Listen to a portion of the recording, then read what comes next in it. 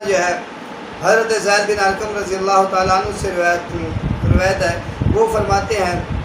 کہ قال اصحاب النبی صلی اللہ علیہ وسلم ما هذه الاضاحی، کہ نبی علیہ السلام سے صحابہ نے یہ عرض کی کہ ما هذه الاضاحی، یہ قربانی کیا چیز ہے؟ تو آپ علیہ السلام نے فرمایا سنت ابیکم ابراہیم، یہ تمہارے باپ حضرت ابراہیم علیہ السلام کی سنت ہے۔ پھر صحابہ نے یہ سوال کر دیا یا رسول اللہ صلی اللہ علیہ وسلم، یہ ابراہیم علیہ السلام کی سنت ہے تو ہمارا اس میں کیا فائدہ ہے؟ ہمارے لیے اس میں کیا فائدہ ہے؟ قالوا فما لنا فیہا یا رسول اللہ صلی اللہ علیہ وسلم، ہمارا اس میں کیا فائدہ ہے؟ تو نبی علیہ السلام نے فرمایا کہ بکل شعرۃ حسنۃ، فرمایا تمہیں جب قربانی کرو گے تو قربانی کے جانور کے جسم کے اوپر جتنے بال ہوں گے، بکل شعرۃ حسنۃ، ہر بال کے بدلے میں تمہیں ایک نیکی اللہ رب العزت عطا فرمائیں گے۔ پھر صحابہ کرام رضوان اللہ تعالیٰ علیہ مجمعین نے سوچا کہ کچھ جانور تو ایسے ہوتے ہیں جن کے جسم کے اوپر بال کم ہوتے ہیں، کچھ ایسے ہوتے ہیں جیسے زیادہ ہوتے ہیں،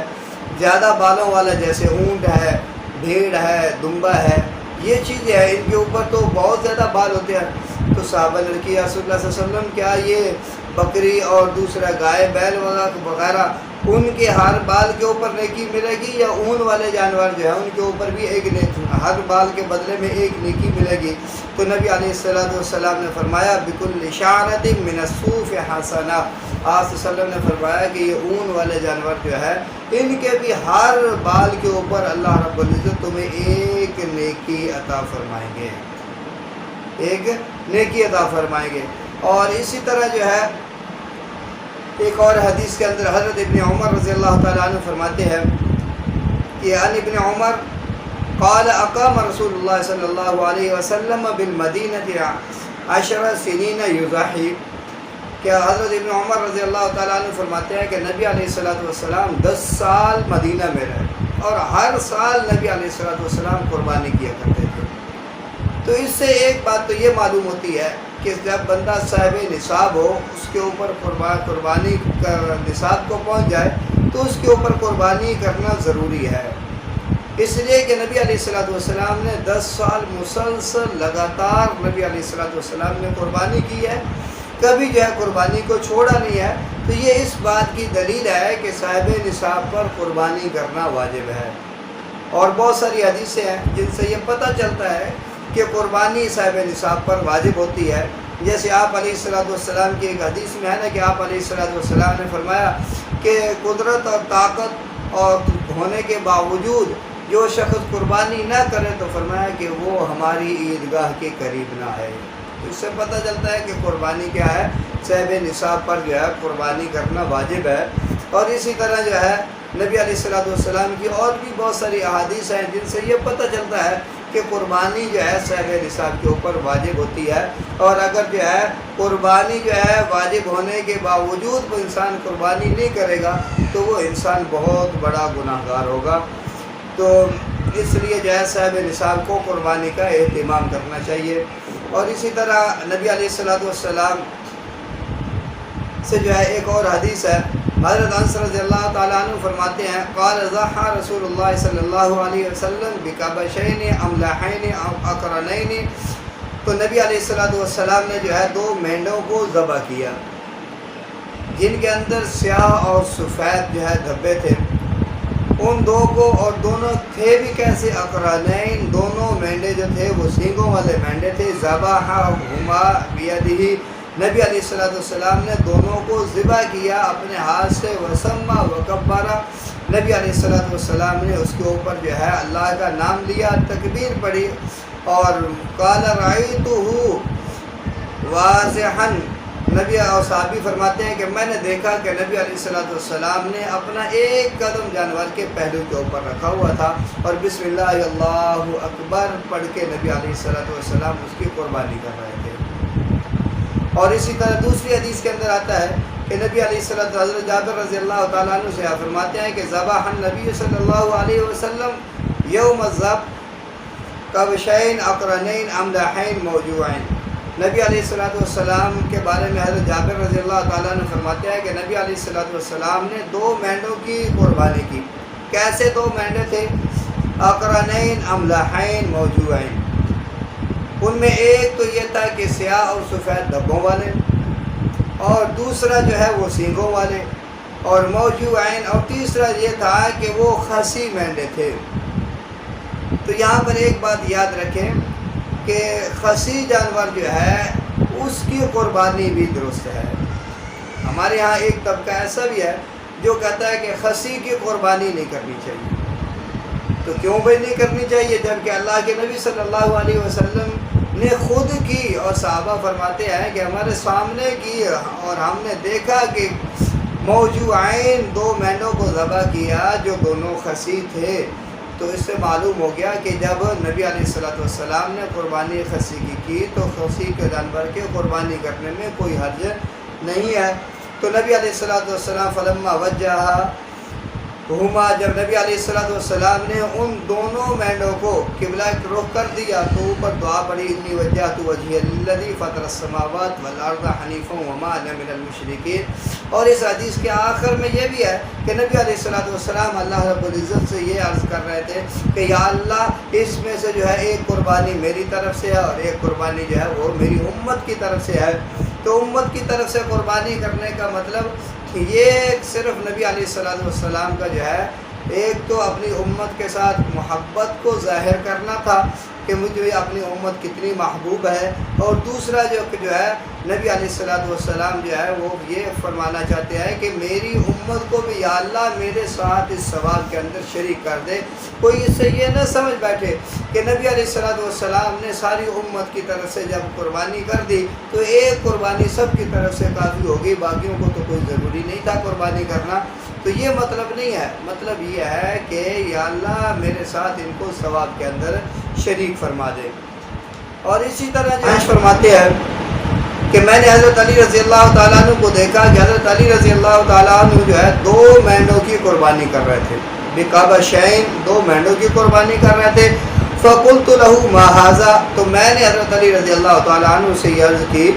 کہ یہ کیا ہے، آپ 2 مینڈوں کی قربانی کر رہے ہیں؟ تو فقال ان رسول اللہ صلی اللہ علیہ وسلم، فرمایا کہ مجھے نبی علیہ السلام نے یہ وصیت کی تھی کہ میں نبی علیہ السلام کے دنیا سے جانے کے بعد نبی علیہ السلام کی طرف سے بھی قربانی کیا کروں۔ تو فرمایا کہ ایک قربانی جو ہے وہ میں نبی علیہ السلام کی طرف سے کر رہا ہوں۔ تو یہاں پر ایک بات یہ یاد رکھ لینا کہ اس حدیث سے یہ معلوم ہوتا ہے کہ فوت شدہ جو اس دنیا سے رخصت ہو گئے ہیں ان کی طرف سے بھی قربانی کرنا جائز ہے۔ وصیت کر کے جائیں کہ ہماری طرف سے قربانی کرتے رہنا تب بھی جائز ہے، وصیت نہ کر کے جائیں تب بھی جو ہے اس کے ورثاء اگر یہ چاہیں کہ ہمارے جو اس دنیا سے رخصت ہو گیا ہے، والدین ہے یا جو ہے بہن بھائیوں میں سے کوئی ہے یا رشتہ داروں میں سے کوئی بھی ہے، تو وہ کیا کرے، اس کے اپنے جو ہے فوت شدہ کے نام پر قربانی کرے تو اللہ رب العزت اس قربانی کا اجر و ثواب اس کو بھی عطا کریں گے۔ تو جس آدمی کی طاقت ہو، ہمت ہو، قدرت ہو، مالدار ہو، تو وہ کیا کرے، اس کو یہ چاہیے کہ جہاں پر اگر طاقت ہو تو جہاں اپنے لیے قربانی کرتا ہے اپنے فوت شدہ کے لیے بھی قربانی کرے، اور اسی طرح اگر طاقت اور ہمت ہو تو ہمارے سب سے بڑے محسن اعظم محمد الرسول اللہ صلی اللہ علیہ وسلم کی ذات ان کی طرف سے بھی جو ہے وہ قربانی کرے، کیونکہ نبی علیہ السلام نے اس موقع کے اوپر اپنی امت کو نہیں بلایا۔ تو امت کو بھی چاہیے کہ جو صاحب حیثیت ہے، صاحب استطاعت ہے، مالدار لوگ ہیں، اللہ نے ان کو مال دیا ہے، تو وہ اپنی قربانی کے ساتھ ساتھ محمد الرسول اللہ صلی اللہ علیہ وسلم کی طرف سے بھی قربانی کرے۔ آپ نے فوت شدگان کی طرف سے جو ہے قربانی کر سکتا ہے تو ان کی طرف سے بھی قربانی کرے۔ اور باقی ایک بات یاد رکھ لینا کہ یہاں پر حدیث کے اندر ایک بات یہ آتی ہے کہ خون بہانے کا ذکر آتا ہے، خون بہانے کا، جیسے حضرت عائشہ صدیقہ رضی اللہ تعالی عنہا والی حدیث کے اندر آیا ہے۔ تو یہاں پر قربانی والے دن خون بہانا، جانور کو ذبح کرنا مقصود ہے۔ بعض جو ہے آج کل جو ہے لوگوں نے جو ہے عجیب عجیب فتنے پھیلائے ہوئے ہیں، جن میں سے بعض کہتے ہیں کہ بھائی دیکھو یہ اتنی جانوں کو ضیاع ہو جائے گا، اگر تم لوگوں نے جو ہے اللہ رب العزت کے ہاں جو ہے اپنا پیسہ لگانا ہی ہے تو تم ایسا کرو غریبوں کو، مسکینوں کو دے دو۔ اگر یتیم مسکین بچیاں بیٹھی ہے ان کی شادی کرا دو، کوئی غریب لوگ ہیں جن کے پاس کھانے پینے کے لیے نہیں ہے، پہننے کے لیے نہیں ہے، تو ان کو تم یہ پیسے دے دو، ان کی ضروریات کو پورا کر دو۔ تو مختلف قسم کے ہیلے بہانے کرتے ہیں، مختلف قسم کے ہیلے بہانے کر کے مسلمانوں کو اس عبادت سے دور کرنا چاہتے ہیں۔ تو میرے بھائیوں یہ بات یاد رکھے کہ شریعت نے یہ نہیں کہا کہ تم جو ہے وہ پیسہ صدقہ کر دو، بلکہ شریعت نے کہا کہ جس پر قربانی واجب ہے اور صاحب نصاب ہے اس کو قربانی ہی کرنی چاہیے۔ اس سے قربانی کی جگہ پہ اگر پیسہ ویسے صدقہ کر دے گا تو فرمایا کہ اس کی قربانی ادا نہیں ہوگی، اس کی قربانی اس کے ذمہ واجب رہے گی، قربانی اس کے ذمہ باقی رہے گی۔ تو اس لیے جو ہے قربانی کا عمل جو ہے یہ ضروری ہے، قربانی کرنا ضروری ہے۔ اور اسی طرح جو ہے کچھ اور چیزیں ہمارے یہاں پائی جاتی ہے کہ گھر کے اندر جو ہے گھر کا سربراہ جو ہوتا ہے وہ ایک قربانی دے دیتا ہے اور سب کہتے ہیں کہ ہماری طرف سے بھی قربانی ہو گئی۔ حالانکہ بسا اوقات ایسا بھی ہوتا ہے کہ گھر کے اندر اور لوگ بھی موجود ہوتے ہیں جو صاحب نصاب ہوتے ہیں، جیسے خامد ہے وہ صاحب نصاب ہے، ہو سکتا ہے بیوی کے پاس بھی جو ہے وہ اتنا مال دولت ہو، زیور ہو کہ وہ بھی صاحب نصاب ہو، اور یہ بھی ہو سکتا ہے کہ اولاد میں سے بھی کوئی صاحب نصاب ہو۔ تو وہاں پر جو ہے وہ باقی جو ہے وہ قربانی چھوڑ دیتے ہیں کہ سربراہ نے قربانی کر دی ہے۔ تو ایسا نہیں ہے، کہ اس لیے کہ جب بھی کوئی بندہ صاحب نصاب ہوگا تو اس پر الگ سے قربانی واجب ہوگی۔ خواہ ایک گھر کے اندر اگر 10 افراد ہیں، 5 افراد ہیں، 3 افراد ہیں، جتنے بھی افراد ہیں جو صاحب نصاب ہوں گے ان کے اوپر قربانی کرنا واجب ہوگا۔ اس کی مثال اسی طرح سمجھ لیں کہ اللہ رب العزت نے جب نماز کو فرض کر دیا تو یہ نہیں کہا کہ گھر کا سربراہ نماز پڑھے تو سب کی طرف سے نماز ادا ہو جائے گی، ہر ایک جس کے اوپر نماز فرض ہے اس کو الگ پڑھنی پڑے گی۔